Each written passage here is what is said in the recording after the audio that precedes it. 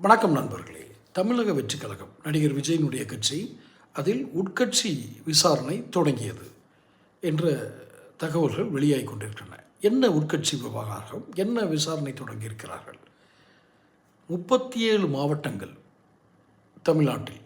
இந்த 37 மாவட்டங்களுக்கு 200 தலைவர்கள் இருக்கிறார்கள். அந்த கட்சியின் சார்பாக, தவேகா கட்சியின் சார்பாக.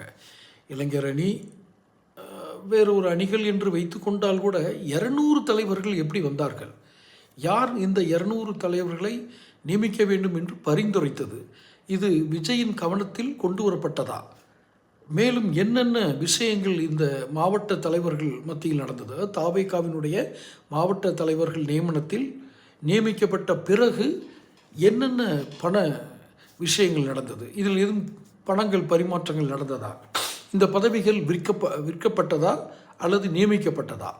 இது போன்ற விசாரணைகளை தொடங்கியிருக்கிறார்கள். இப்போ விஜய்க்கு அடுத்த நிலையில் இருந்தவர் புஷி ஆனந்த், அவர் தான் பொதுச் செயலாளர். அவருக்கு தான் இந்த மாதிரி நியமனங்களுக்கெல்லாம் அதிகாரம் இருக்கும் நம்புகிறேன். நான் அப்படி தான் விதி இருக்கும்னு. இப்போது புஷி ஆனந்த் பணம் வாங்கிட்டு எதுவும் நியமனங்கள் போட்டாரா, போஸ்டிங் கொடுத்தாரா? இதை பற்றி விசாரணை தொடங்கியது. இரண்டாவதாக, இந்த ஆதவ் அர்ஜுனா என்பவர் ஒரு அரைகுறை பேச்சாளர்.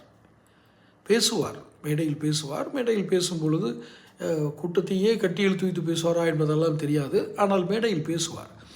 ஏன் ஆதவ் அர்ஜுனாவை கட்சியில் நீடித்திருக்க வேண்டுமா இல்லையா என்று யோசிக்கிறார்கள் என்றால், ஒரு இந்திய இறையாண்மைக்கு எதிராக ஒரு பேச்சை வெளியிடுகிறார்.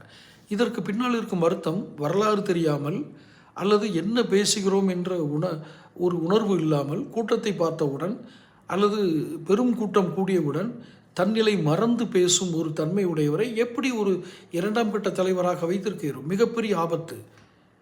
தவேகாவிற்கு மிகப்பெரிய ஆபத்தாக இருக்கும். ஒருவேளை அவர் மிகப்பெரிய ஒரு பணக்கார குடும்பத்தை சேர்ந்த மாப்பிள்ளை என்பதால் பண விஷயத்தில் அவரை காம்ப்ரமைஸ் பண்ணி தான் ஆகணும் அப்படிங்கிற நிலை இருந்தால் மட்டும்தான் ஆதவ் அர்ஜுனா நிலைத்திருப்பார். இல்லை என்றால் அவரும் நீக்கப்படுவார் என்று தான் தகவல்கள் வெளியாகிறது. இப்போ இந்த உட்கட்சி விசாரணை தொடங்கினதுக்கப்புறம் பல மாவட்ட தலைமை பொறுப்பில் இருக்கிறவங்க, மாவட்ட தலைவர், இளைஞர் அணி தலைவர் எல்லாம் இருக்கிறவங்க சற்று பயந்து பின்வாங்கியிருக்கிறார்கள். காரணம், பண விஷயத்தை ஒருவேளை அவர்கள் பணம் கொடுத்து அந்த பதவியை வாங்கியிருந்தால் சொல்லணுமா வேண்டாமா? இல்லை திறமை அடிப்படையில், என்ன திறமை? அரசியல் திறமையா? ரசிகர் என்ற ஒரே தகுதி இருந்திருக்கலாம். ஒருவேளை பணம் வாங்காமல் கொடுத்திருந்தால், அல்லது பணம் வாங்கிவிட்டு கொடுத்திருக்க வேண்டும். எதுவாயினும் தவேகாவில் உள்கட்சி விசாரணை ஆரம்பித்திருக்கிறது. பலரும் பயத்தில் இருக்கிறார்கள். தொடர்ந்து பேசுவோம். சப்ஸ்கிரைப்.